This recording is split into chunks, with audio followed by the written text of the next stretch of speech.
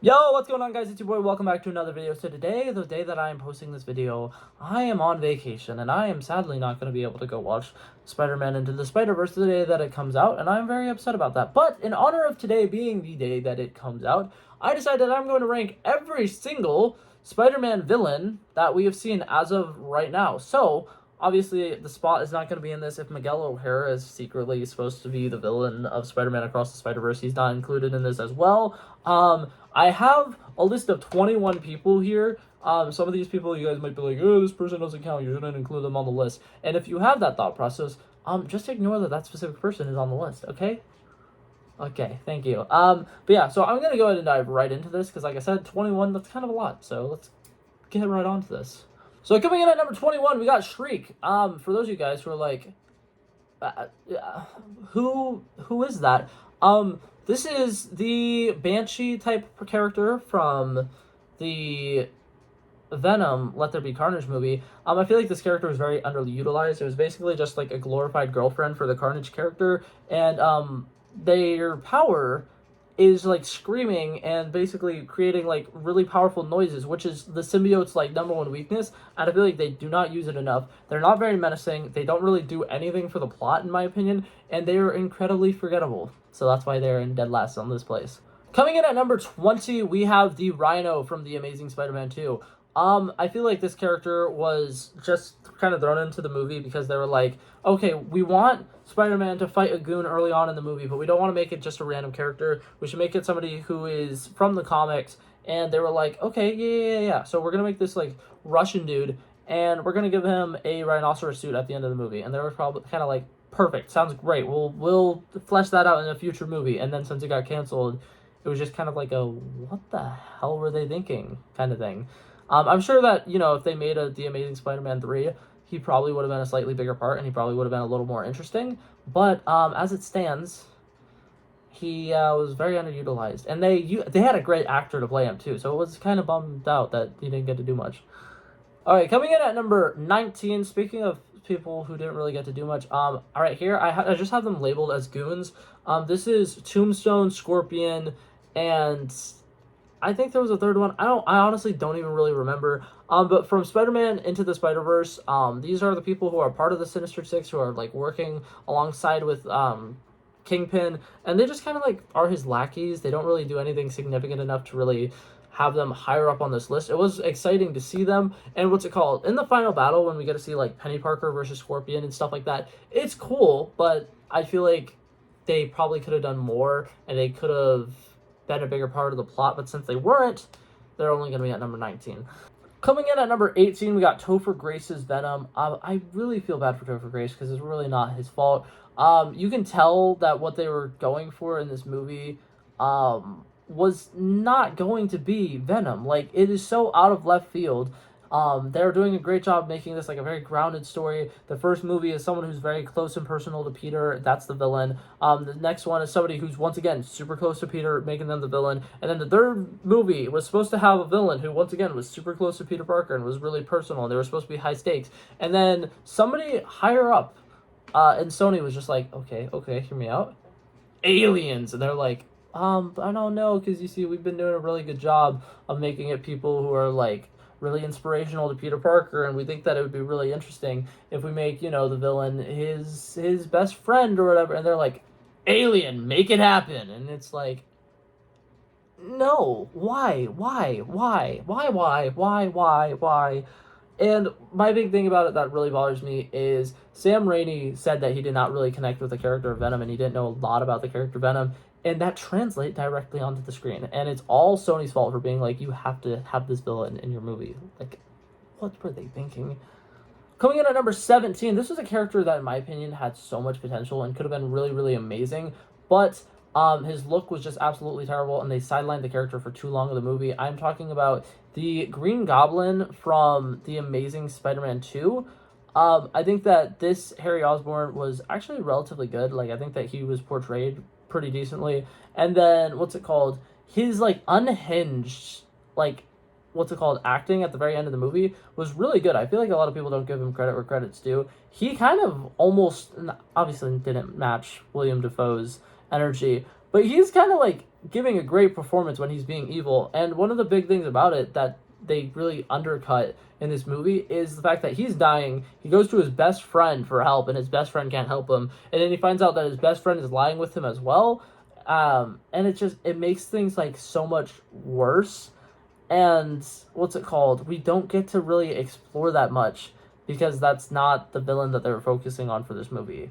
And it makes me sad because all of the Amazing Spider-Man 2 villains had potential to be pretty good, but because they had 3 different villains, none of them really got to shine that much. Speaking of shine, coming in at number 16, we have the Shockers. There were 2 of them in the original Homecoming movie, and honestly, I do not remember the first one at all. And the second one was in the movie for all about like a minute and 23 seconds. He beat Peter Parker up in a bus, and then Ned Leeds took him down. Yeah, that's right. Ned killed this guy. Heck yeah, screw you, Shocker. One of the only reasons I have him this high on the list is because I'm pretty sure he literally says the line, or something along these lines, "I'm the new Shocker, baby," or something like that, which was hilarious, and I loved it. Coming in at number 15, we have Milo. I feel like I'm going to get attacked for this, but I do not care. Morbius itself was not a very good movie, right? I can understand why people do not like it, and I understand that it's not the best thing ever. But personally, I think that the villain worked really well for me. It was like his best friend who was arrogant and rich and always wanted to live the life that Morbius had, and he was just like jealous of him the entire time. And then eventually he figures out that he has a cure, he cures himself, and then it becomes the classic Marvel thing of this hero and this villain with the same exact powers fighting each other. But like, in my opinion, I think it worked, and I think that the actor who played him was menacing enough. I don't know, I thought he wasn't that bad. Okay, coming in at number 14, we have Carnage. I feel like he's so underutilized. In the movie Venom Let There Be Carnage, you don't see Carnage as much as I personally think you should. And then, what's it called? They picked a phenomenal actor for him. Woody Harrelson was literally, like, fantastic casting. But they don't really give him enough time to shine in this movie. I feel like, once again, he's just kind of struck with the whole underutilized situation. For a long time of it, they're just kind of like showing flashbacks to his loving relationship with the Sheik girl, and then him and her are just kind of like running away and trying to be like oopsie doopsie romantic and stuff. And I feel like Venom Let There Be Carnage was just like a really short movie and a lot of just underdeveloped character work, and then the final action sequence was cool, but it wasn't cool enough to make it higher on this list. Coming in at number 13, once again, this is another one that I think that people might attack me for having him this high on this list, but I absolutely love him. The Tinkerer. And I would argue he's not even a villain. He's in Spider-Man Homecoming. He's the guy who is the Vulture's right-hand man making all these weapons for him. And what I love about him is that he's just kind of there doing science for the sake of doing science. And that's one of my favorite things is it's a trope in movies where it's a scientist who's doing like bad things, but he doesn't necessarily think it's bad because he's just doing science. He's just messing around with alien technology that he doesn't understand, finding a new understanding for it, and creating cool weapons. And overall, I think that this actor who played him really well. And I like the fact that there are some sequences where like when the first Shocker messed up or whatever, Michael Keaton goes to like hit him with like some anti-gravity gun or something, and then he just like disintegrates him, and the Tinkerer's just like, dude, that's not the anti-gravity gun. And then he points at the other one, he's like, that's the anti-gravity gun, and they like look exactly the same.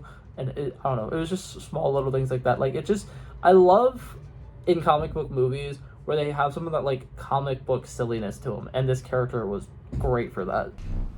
I thought this was the anti-gravity gun. What? No, that's that one. Coming in at number 12, we have the Elementals. I know a lot of people are probably thinking, Blake, that doesn't count. Spider-Man, Far From Home, Spider-Man fights at least the water version and the fire version, and he gets kind of some experience. He has to deal with, avoiding metals when fighting the fire guy, and how to fight against somebody who you literally can't hit. I feel like it was a very good threat for this Peter Parker to face, and I do not regret putting them at number 12. I thought that they were very interesting, and yes, they were all illusions, but he didn't know that when he was fighting them. And now coming in at number 11, we have Sandman. I think that the idea was there, and he does have some like menacing moments, and he is a good threat for Spider-Man, but I feel like tying him with Uncle Ben's death was probably where they went wrong. He's a very sympathetic character, and for the most part, his motives are pretty good. He's just trying to be a good father for his daughter, and sometimes, you accidentally overdo it, and you have to do some tough things to try to make things better on your end or whatever. Like, sometimes if you're low in life, you gotta go low, right? And I think that he's just a very, like, casual guy, and I think that overall, the actor who plays him does a great job playing him as, like, a nice, soft-spoken guy. But it's really weird in that movie, because he's kind of, like, a friend, enemy, and then, like, in, what's it called? Spider-Man No Way Home, he's friend again, and it's just like, it seems like they weren't entirely sure what they wanted to do with his character. And like I said, they tied him in with Uncle Ben's death, which I thought was just unnecessary and felt very out of place. Coming in at number 10, we got Kurt Connors' The Lizard from The Amazing Spider-Man 1. In my opinion, this is one of the best Spider-Man movies. I love it to death, and I know a lot of people will disagree with me, but I don't care. I think it works really well. I like the way that Peter and Kurt Connors kind of know each other to a little bit. Like, they don't know each other a lot, but you can tell that they kind of have, like, this connection a little bit. And what's it called? I like the fact that he starts off in this movie just trying to regenerate limbs and trying to figure out a simple way to do this. And then because he does the experiments on himself, he kind of goes unhinged a little bit. But his unhinged, self versus the Green Goblin's unhinged self isn't necessarily like I'm going to go terrorize the city and try to kill Peter Parker. It's just, I want to heal everybody, not realizing that healing them by turning them into lizards is not what most people would want.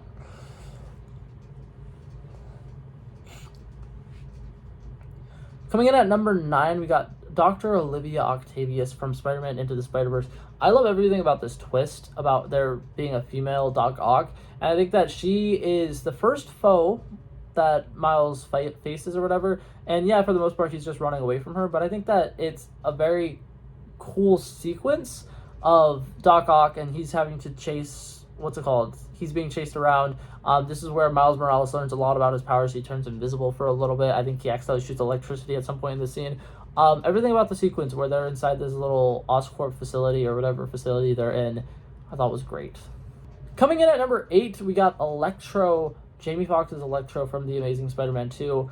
The only reason I have him this high is because, for one, I like the fact that he starts off as like a syndrome type character, somebody who's like feels very misunderstood, somebody who feels like unloved, unwanted, and he gets saved by Spider-Man, and that becomes like a big thing. He's like, oh my god, Spider-Man saved me, Spider-Man knows me, and then he has that like weird like birthday party with a cardboard cutout of Spider-Man, and it's just, he's so weird and quirky, and I love it. And then his character work from the end of his movie to the beginning of Spider-Man No Way Home or whatever, where we meet him in Spider-Man No Way Home, I think actually works really well, and they make the character a lot better, and I loved it. I think that the main thing that the original one was missing was a good character design, and then once he got it, it worked really well for me.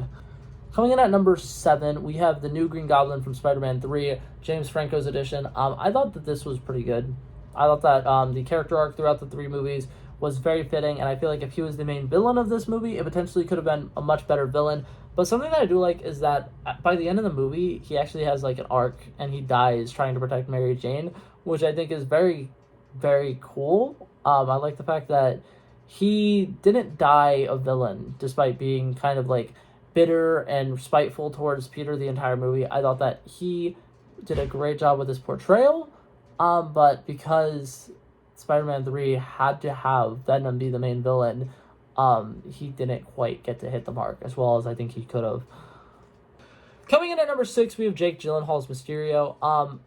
Ignoring all of the massive plot holes and all of the things that he could have, gotten right, I don't know. I feel like his entire story, if you really like think it through, is not the best. Okay, I want people to think of me as a hero, so I'm gonna wreak havoc with actual drones that do damage, instead of just like, making a giant illusion in the sky. Like, make it up in the air where you don't have to worry about somebody accidentally like bumping into it or something. I don't know. I feel like he's trying to trick way too many people, and he's finding the hardest ways of doing it.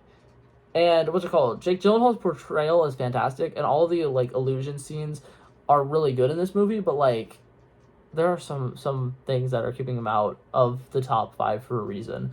Coming in at number 5, we have Prowler. This is a very complicated character. This is from the original Into the Spider-Verse movie, and I absolutely love him. Something that I like about it is he is Miles' uncle, right? And Miles figures that out while he's literally like going down or whatever to their old little hangout spot. He's kind of hoping to see his uncle, and then instead he catches, people trying to kill Spider-Man, and he has to run for his life, and he's being chased by his own uncle, and he knows it's his uncle, but he can't say anything, and it creates a lot of emotional stakes, a lot of emotional tension, and then by the end, when they see each other face to face, and he realizes, oh shit, he kind of has like a nice redeeming final couple minutes before he gets killed by Kingpin, and overall, I think he was a very complicated character, and I think that they portrayed him really well in Spider-Man Into the Spider-Verse. Alrighty, now coming in at number 4, we got Kingpin from Spider-Man Into the Spider-Verse. In my opinion, that is the best Spider-Man movie. It is probably the best comic book movie of all time, in my opinion. And this Kingpin villain was fantastic. Something that I liked about him is that he was absolutely a genius, and he made a multiversal collider so he could try to get his family back or whatever, which is like a really dark thing to do. It's very similar to what they were trying to do with Wanda and Doctor Strange in the Multiverse of Madness, but they actually did it really well. And what I like about it is he created a way of making multiversal travel just for the ones that he loved. I think that his motivation was very good, very solid, and I think that overall he is just such a force. He's so menacing. He kills Peter Parker. Yeah, I really love him. Solid 10 out of 10 villain. Now, coming in at number 3, these 3 were very hard to rank. I think that all of these are very solid villains, and in my opinion are pretty much perfect for their own movies. And then some of them are in a couple movies, which made it a little bit harder for me to rank them. But I got Dr. Otto Octavius, played by Alfred Molina. This guy kills it. Alfred Molina as Doc Ock was one of the best casting decisions I think ever made. He's so soft-spoken, and in the first time we see him, Spider-Man 2, he's conflicted. He has the chip in his brain that's kind of messing around with what he's thinking. He can't really control his claws. He kind of goes mad a little bit. But in the end, he ultimately tries to save Peter in that movie, and I think it's really great. And then, once again, in Spider-Man No Way Home, they get to build on his character a little bit more, and seeing him reunite with Tobey Maguire was really cute, and I thought it was really great and heartwarming. Coming in at number 2, I will admit I am very biased towards Michael Keaton, but Spider-Man Homecoming is such a great movie. They don't appreciate it a lot. I feel like a lot of people do not talk about this movie and give this movie credit where credit's due. The Vulture, in my opinion, is top 3 MCU villains. He is so good. He's just an honest man, an honest worker, a blue-collar worker who gets screwed over by the system. And you know what he decides to do? Screw the system back over. And I love it. That's what he should do. And what's it called? The Vulture suit, in my opinion, is one of the best CGI suits in the entirety of the MCU. He looks so epic, very menacing, and then, like I said, Michael Keaton just has such a presence, and I feel like casting him to be a villain was a very, very solid decision. And something that I really like about it is the entire scene where they are driving to Homecoming, and they just keep making eye contact in the mirror. And his slow realization, I feel like he deserved an Oscar for Best Supporting Actor for that specific scene alone, because he just has so much, he says so much without saying anything, using just his facial emotions. Michael Keaton is such a goddamn talented actor, and I absolutely love him. But coming in at number 1, to probably no surprise to anybody, we have the Box of Scraps guy. That's what we're trying to do, but honestly, it's impossible. Tony Stark was able to build this in a cave with a box of scraps. Well, I'm sorry. I'm not Tony Stark.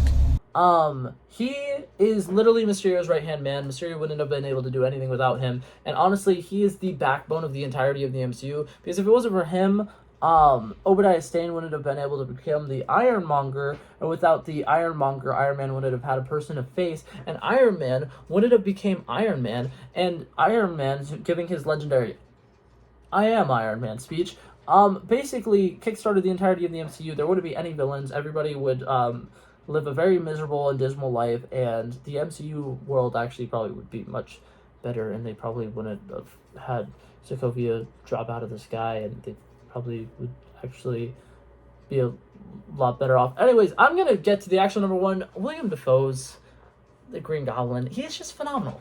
He's so good. He's too good, to be honest. The scene where he is getting punched while being thrown literally through floor and floor and floor and floor, and he's just laughing in Tom Holland's face, is so cool, so menacing, so epic. I'm so glad somebody out there decided, hey, we need to get rid of Green Goblin's mask for this final fight scene, because it is epic. He literally does such a great job being the unhinged like monster that he is. And something I love about it is he does such a great job of playing conflicted. In the first movie, you could literally see in his facial features alone when he is Goblin and when he is Norman Osborn, and it is so cool. It is phenomenal acting, and overall by far probably one of the best villains in any superhero movies. But yeah, that's it for this video, guys. Hopefully you guys enjoyed it. I will see you guys in the next one. Peace out. Bow. Bow. Bow. No, but like, genuinely, I'm telling you, like, the Box of Scraps guy is literally, like, the main character of the MCU, and I feel like it's been literally sitting there in our faces for so long, and, like, nobody ever even talks about it, because, like, if you think about it,